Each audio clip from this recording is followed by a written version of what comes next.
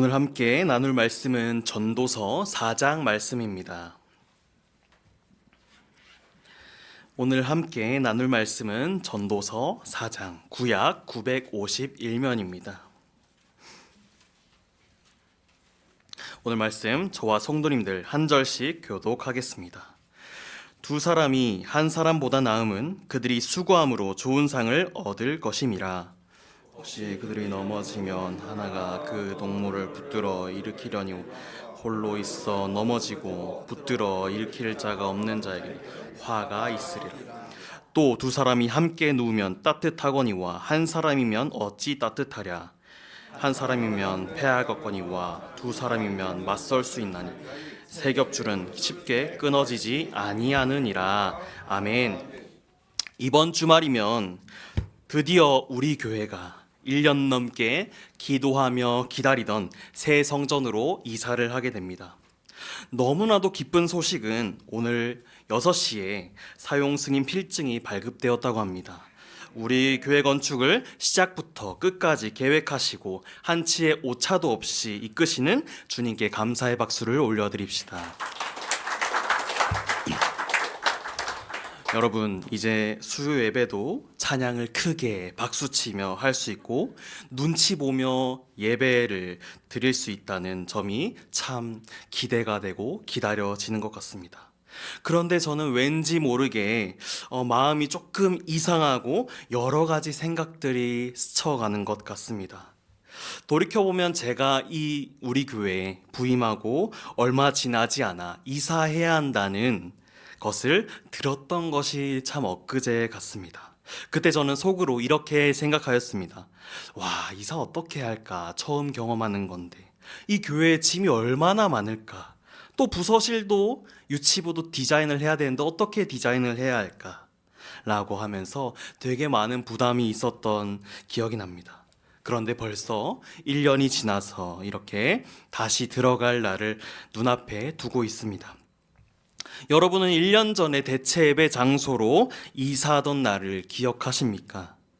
늦은 밤까지 산더미처럼 쌓여있던 짐을 나르고 또 먼지 속에서 함께 땀 흘리며 정리해야 했습니다. 그리고 대체 예배 공간에는 아무것도 없었고 여기서 어떻게 예배 드리지? 하고 걱정을 많이 했던 기억이 납니다. 이사를 마치고 나니 몸이 엄청 고되고 피곤하였습니다. 그런데 제 마음속에는 그때 힘들었던 기억보다 훨씬 인상 깊었던 기억들이 있습니다. 바로 그 저녁 늦게까지 힘들고 지치는데 누구 하나도 얼굴을 찌푸리지 않고 오히려 환하게 웃으면서 파이팅 있게 일하던 우리 성도님들과 교육자들의 모습이었습니다. 저는 마음속으로 참 감사하다, 너무 감사하다라는 생각을 하였습니다. 그 감사가 일이 빨리 끝나서 이런 이유가 아니었습니다. 힘든 일이 사라져서도 아니었습니다.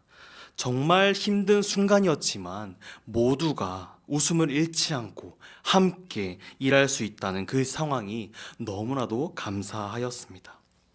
함께하니 그 힘든 것들이 힘든 일로만 느껴지지 않았던 것입니다. 함께하니 그 힘든 것이 오히려 기쁨이 되었습니다. 사랑하는 성도 여러분, 왜 이렇게 함께하는 것이 이토록 큰 힘이 되고 이렇게 큰 기쁨을 주는 것일까요? 왜 성경은 우리에게 홀로가 아닌 함께하라고 말하는 것일까요? 오늘 전도서 4장 말씀을 통해서 이 질문에 대한 답을 찾아보고자 합니다. 오늘 우리가 함께 읽었던 전도서의 저자는 함께함에 대해서 이야기하기에 앞서서 그 반대의 혼자일 때의 이야기를 먼저 합니다. 오늘 본문 바로 앞절인 7절과 8절 말씀을 함께 읽어보겠습니다. 내가 또 다시 해 아래에서 헛된 것을 보았도다. 어떤 사람은 아들도 없고 형제도 없이 홀로 있으나 그의 모든 수고에는 끝이 없도다.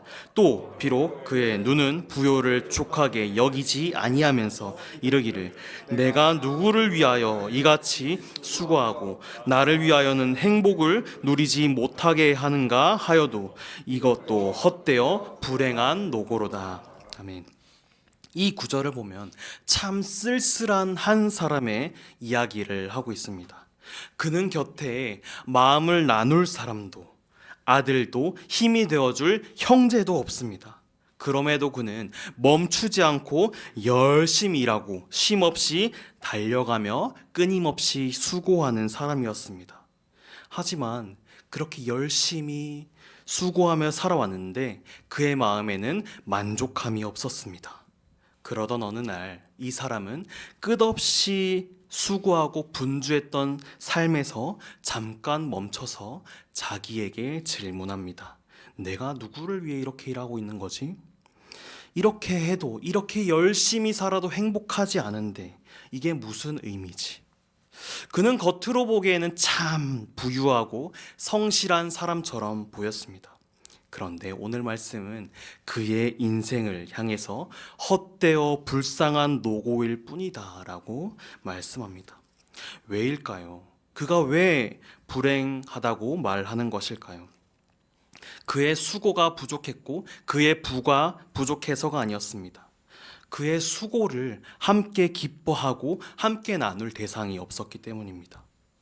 관계가 끊어진 수고와 사랑이 없는 열심, 그리고 끝없이 쌓이지만 나눌 사람이 없는 그 현실이 바로 헛된 것이었습니다.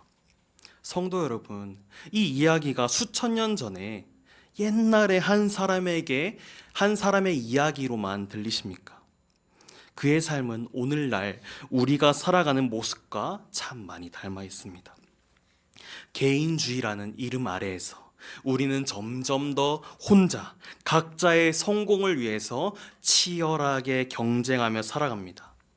나 혼자 산다라는 프로그램이 있듯이 그 말이 유행을 넘어서 우리의 자연스러운 삶이 되었습니다.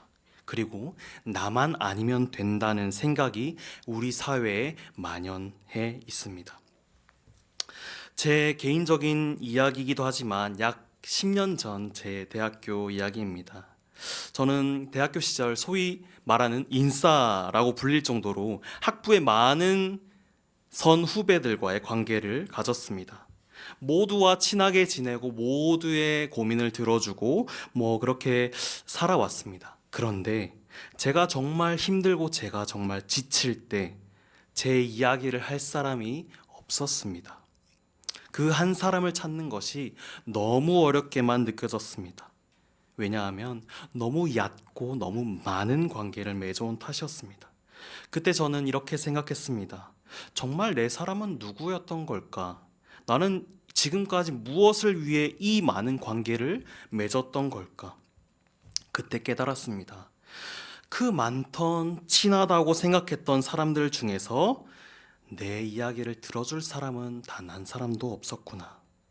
여러분들은 이런 경험 없으십니까? 지금 이 시대는 기술이 너무 발전해서 SNS를 열면 전 세계 사람들과 소통합니다. 내 이야기를 올리면 전 세계 사람들이 내 이야기를 볼 수 있고 수많은 좋아요를 눌러줍니다.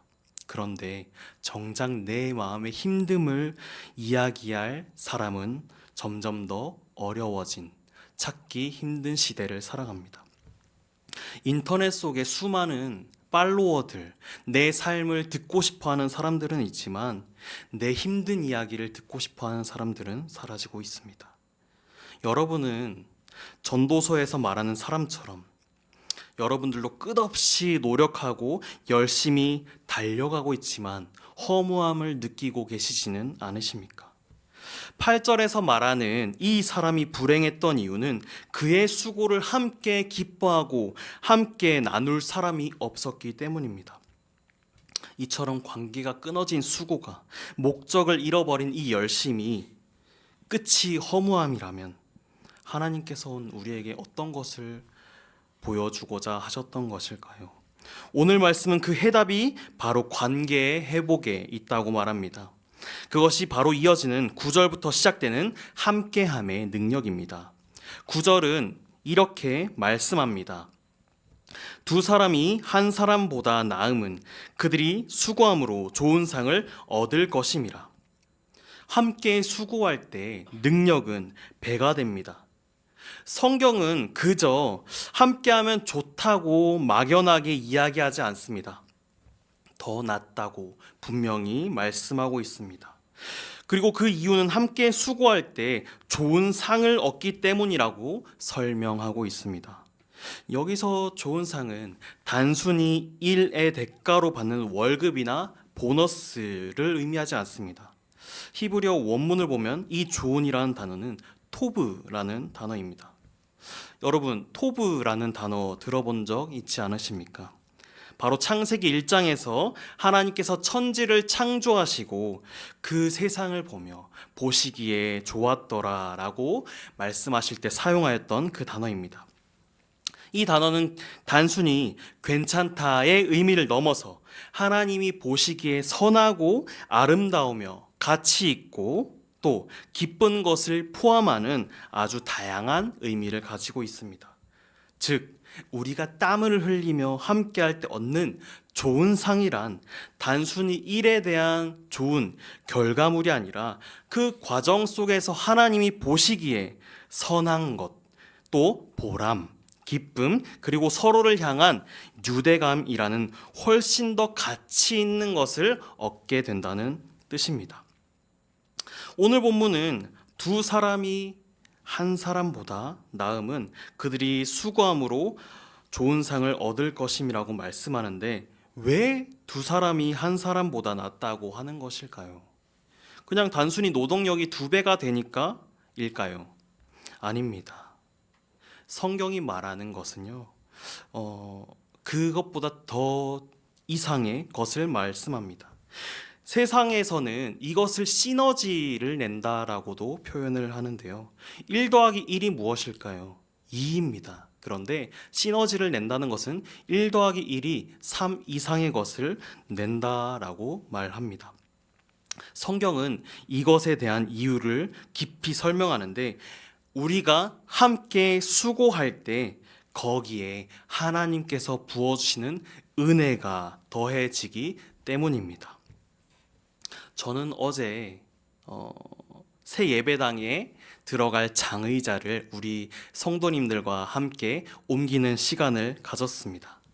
이른 아침에도 불구하고 많은 성도님들께서 그 아침에 기꺼이 달려와 주셨습니다. 솔직히 그 큰 트럭을 보면서 이거 언제 옮길 수 있을까? 이거 다 할 수 있을까라는 걱정이 앞섰습니다. 그것을 옮기는 것은 사실 정말 너무 힘든 작업이었습니다. 옮기다 보니 다리가 후들거려서 계단을 내려오는 것이 너무 힘들었습니다. 온몸에 내일 알배기겠다라고 생각이 들 정도로 참 힘든 시간이었습니다. 그런데 그곳에 있던 누구도 힘들다고 화내거나 불평하지 않았습니다. 오히려 그들의 눈빛에는, 그들의 이야기에는 이제 이번 주면 이곳에 앉아서 이곳에서 우리가 예배를 드리구나 라는 기대와 기쁨이 더 넘쳐났습니다. 만약 이 모든 일을 혼자 하라고 하였으면 어떻게 하였을까요? 아마 금방 지치고 이거 누가 시킨 거냐고 원망하고 불평이 넘쳐났을 것입니다. 왜 나만 힘든 일을 하는 거지? 저 사람은 왜 저기서 쉬고 있는 거지? 라고 생각할 수 있지만 우리는 그렇게 하지 않았습니다. 누군가가 무거운 의자를 옮기고 있으면 저기서 옮기고 있으니 내가 가서 도와줘야겠다 하고 뛰어서 도와주었습니다. 또 저기서 힘들어하고 있으면 어디선가 나타나 도와주었습니다. 혼자 했다면 되게 힘들었을 일들이 함께 하고 나니 시너지를 냈고 참 기쁨을 누리는 시간이 되었습니다. 사랑하는 성도 여러분, 우리의 삶이 이렇게 일하는 것에서 도와주는 것을 넘어서 서로의 보이지 않는 삶의 무게도 함께 져주는 우리 성도 여러분들이 되길 소망합니다. 내 옆에 성도님이 감당하기 힘든 기도 제목을 안고 또 감당하기 힘든 삶의 문제로 어려워할 때 그를 위해 함께 기도해주는 우리 공동체가, 우리 교회가 되길 소망합니다. 그렇게 되었을 때 혼자 감당하기 힘든 일일지라도 함께함으로 인해 이겨낼 수 있을 줄 믿습니다. 10절은 이어서 말씀합니다. 함께 읽어보겠습니다. 혹시 그들이 넘어지면 하나가 그 동물을 붙들어 일으키려니와 홀로 있어 화가 있으리라. 함께함의 두 번째 능력은 서로의 약함을, 서로의 약점을 보완해 주는 것입니다. 이 책의 저자는 인생길을 가다가 넘어지는 상황을 이야기하고 있습니다.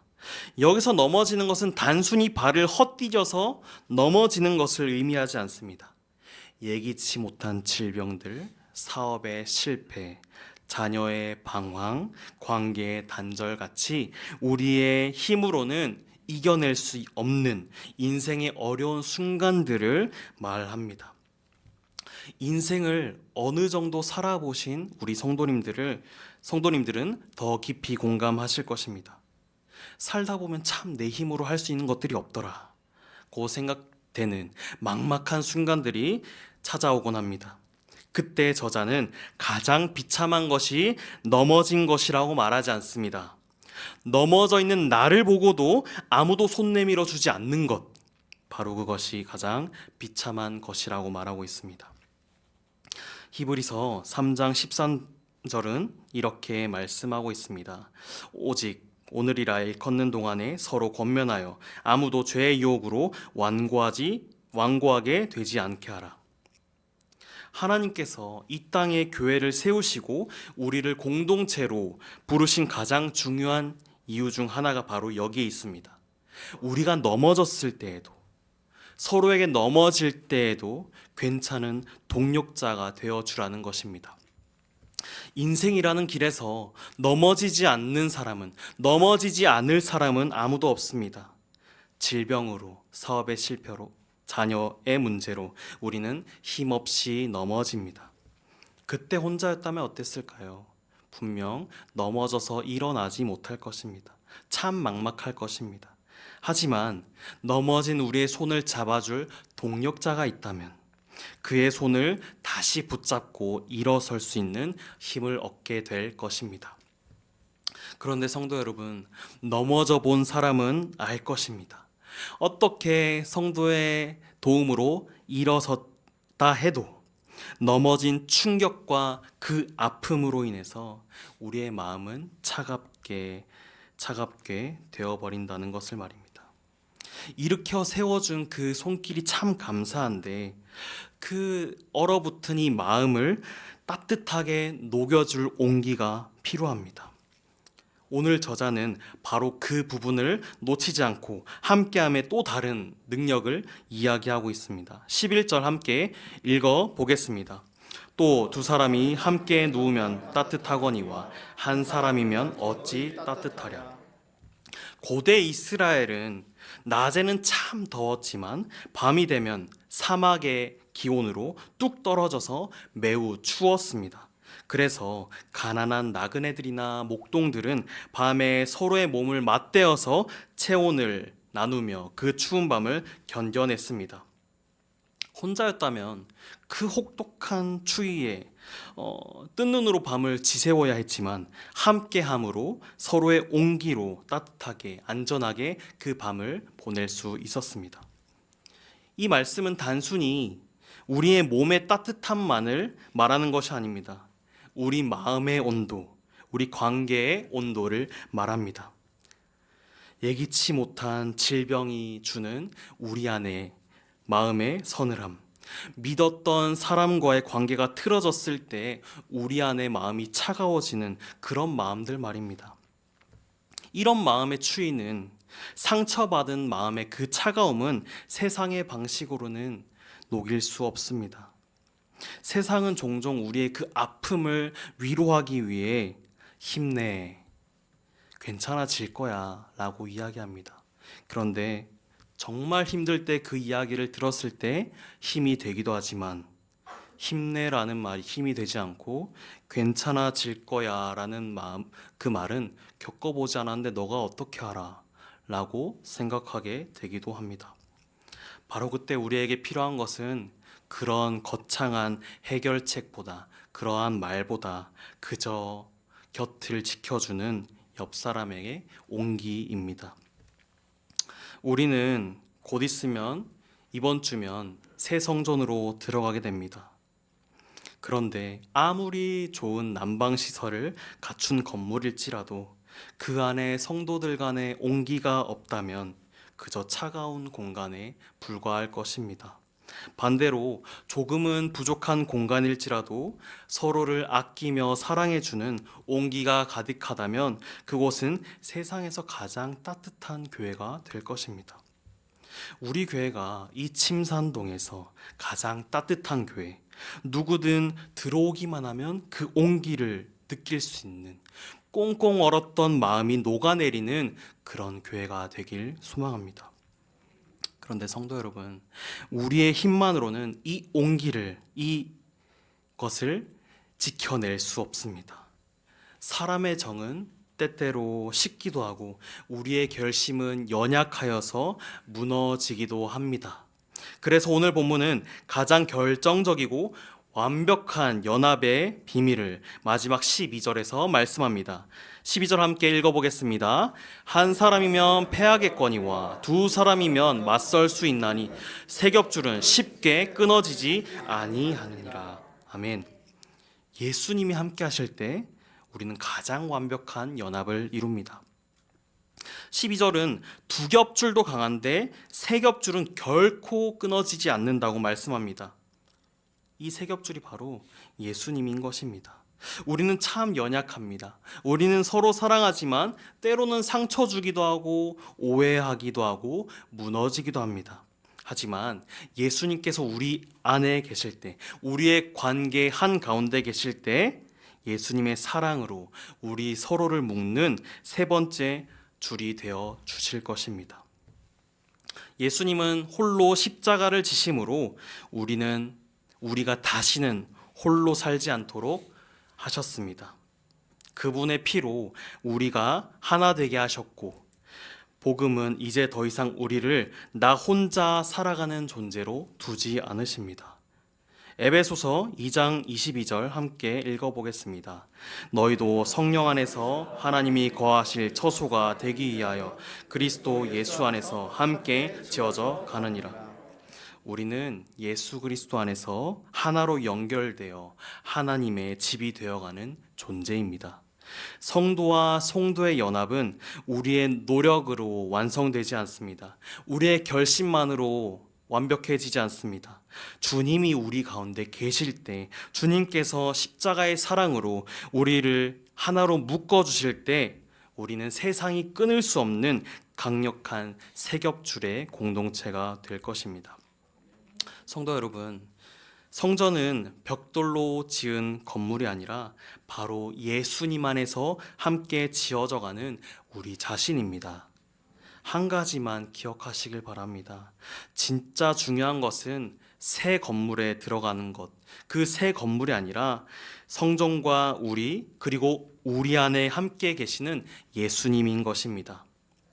예수님이 우리의 중심이 되실 때 우리는 세상의 어떤 시험과 고난에도 끊어지지 않는 가장 강한 연합을 이루게 될 것입니다. 사랑하는 성도 여러분, 여러분들에게 이렇게 묻고 싶습니다. 여러분은 예수님 없이 혼자 서 계십니까? 아니면 예수님과 함께, 성도들과 함께 계십니까?